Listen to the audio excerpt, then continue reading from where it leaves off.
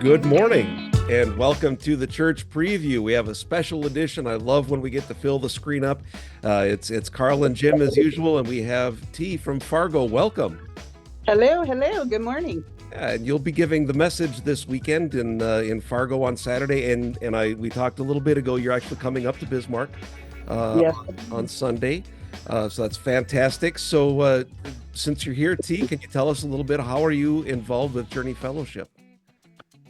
Well, that could take us back a ways. I have known Karl and Oz. Rhonda, I don't know what you guys know her as. Both. Both? Okay, good. I've known them for a number of years and have considered them family for well over 20 years. And so Karl, way back in the day, got me to come to Prairie Heights on I don't want to say on a dare. It wasn't a dare. It was more of a, if you do this, or I'll do this if you come to church. So I did. And that's how I started at Prairie Heights. And then when Journey Fellowship started, it was just a no-brainer to go along because you follow your family. Well, fantastic. And I know that you're also involved with the game nights in Fargo. Those, we've heard some really good things here and elsewhere, that those are a lot of fun. You mentioned a game earlier when we were talking Quirkle. Quirkle, didn't you mention that, or was it a different game? It was a different game, but that's okay. Farkle. Farkle's a fun one too. Yes. My wife and I and some friends here, we play a game called Quirkle. That's it's a combination of, it's almost like dominoes and colors and shapes and things. It's a lot of fun also, but you guys have a lot of games already, and it sounds like a good opportunity to get to know each other. So what a fantastic plan. And you did mention that you guys have food there, right? Oh, yes. So then we can absolutely get into it here in Bismarck as well. We love our food. By the way, this last week we had family favorites potluck here in Bismarck, and Karl and T, I can't tell you how much you missed out. There was some really, really good food. It felt like home in every which way you possibly can imagine. So yeah. We did not plan our Sundays well, did we, Karl? We missed it by one. That's usually my case too, is I miss it by one. Yeah, well, so for those who want to plan ahead, it's the third Sunday of every month here in Bismarck. That's the time to come visit. That's really? when we have our potluck, and just to reiterate, we mention this a lot, but you don't have to bring a pot of food to enjoy the fellowship and the food. There's always so much. We always take food back, so don't worry about it. Matter of fact, invite as many people as you can. That's the reason that we do it, kind of like the family game nights that happen in Fargo. That's the reason we do it, is to bring more to the fold. So come on in. We really encourage it, the third week in Sunday. And then also this past week, Karl had some more good news. You're always delivering really good, happy, shiny news. And this last Sunday, you had nothing but positive rainbows and shiny things happening as well. So let's review that message a little bit. Sure. So put you on the spot. I was just telling you I don't put people on the spot, but here's Karl. Go.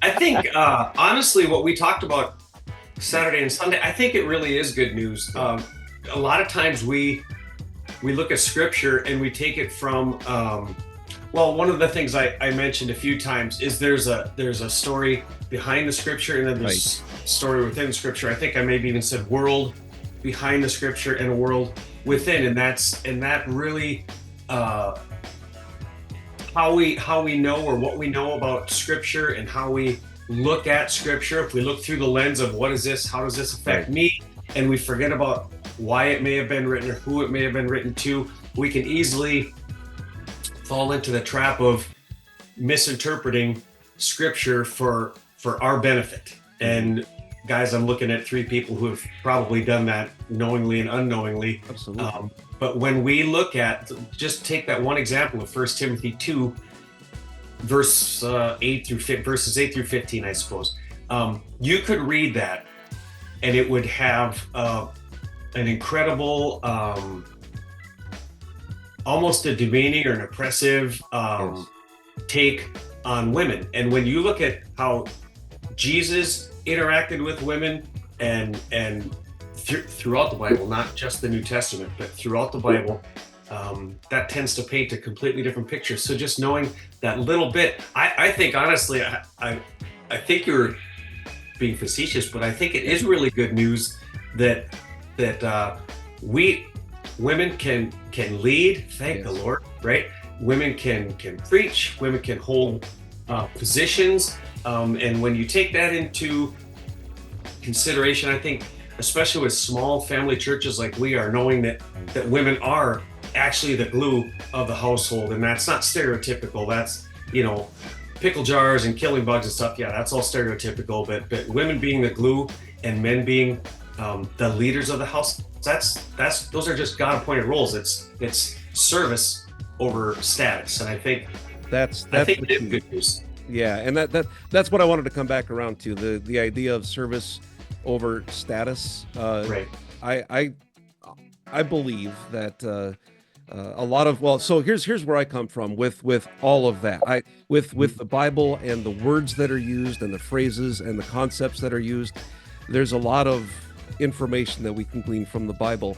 For me, that's proof in faith. I need faith that what was written and how I'm reading it and how I'm interpreting it is as good as I can do in that moment. I'm not an expert. I rely on the experts. Thank God for people like Karl and Tee and people that really dig in and can share messages, because that particular passage it spoke to you, Karl, and you shared what you took from that. Thank God for that, because I didn't get that same message. I needed to hear it that way. So we're all in this together, and I think that's a big part of why this works. And a good example of that, this coming week, Karl stepping back, and Tee is stepping up to have a new message, a message from a different perspective. And I think that's really cool. So Tee, what are we looking forward to this Saturday and Sunday? What do we have coming up? Well, I am going to be digging into the book of Jonah. And everybody knows the story of the Jonah and the whale. Karl and I kind of picture more of a shark than a whale, but okay. It's a Shark fish. Week. Oh, it's a fish. It's Shark Week. Okay. But what I'm actually focusing on is the has God ever called you to do something, and beyond a shadow of a doubt that it is God saying, please do this, or you need to do this, or whatever, and for whatever reason you go, nope, can't do it, whether it be fear, whether it be pride, whatever, where you blatantly say, you know what, I can't do that, and then you have the guilt and that hole that resonates in you, and there's no way to fill that when you say no to God. I mean, he'll give you many, many chances, but you're going to be hearing a couple stories of holes that I've held on for quite a while, just because I knew God was calling me to do something and I didn't do it. Well, I'm looking forward to that. I always love when the personal stories, and I feel like that always happens. One of the reasons that I love the style of what we hear within our church family is there's always these personal stories that go with it, and that makes it real. It's not just reading from something and not making that personal connection. We go beyond that. Every week we have something, and it's exciting to hear and to get to know you a little bit. So for folks that want to read ahead, is it okay if they read Jonah ahead of time? Or Absolutely, please do. Perfect. Well, good. And as far as things that are coming up in the churches, we'll look forward to seeing you here in Bismarck on Sunday. Both of you will be here, right? Yep. Excellent. I know we've got some music coming up. I really love the direction that we've had in Bismarck, and from what I've seen in Fargo, when I've been able to watch the services online, you guys have a great worship team there too. So it's so much fun to see that coming together, and our churches are coming together. That's what's happening over the next month and a half or so, right? As we connect our churches. And both of you, by the way, you guys have the proper fit on for the preview. You've got the Journey Fellowship. I know we're talking about getting some of those here in Bismarck as well. We need to start working on making us all that one family that we're working towards. Right. And again, if anybody is interested in helping out with how this is coming together, I know in Bismarck, Tammy is kind of the focal point here. Karl, you're available, obviously, and part of this. And in Fargo, is it kind of the same? Are you the pivot guy in Fargo as well? I would be the go-to guy for this particular thing. Yeah. Gotcha. All right. Anything else coming up that you guys wanted to talk about? Any final thoughts? I think No, actually, just really looking forward to. Well, I get to spend time with you guys again, which is I absolutely can't say enough about. These two church families or two church locations, one family, probably a better way to say it. And I'm just really excited, like for Tina or T to get to put some names or faces with names, and you guys to do the same as we start integrating, just to see what I've been part of for almost 3 years now. You guys are finally starting to get to see, and it's. Yeah. I just wrote, interestingly enough, the pastoral letter for the annual pastoral report, and most of my report was on these two families coming together.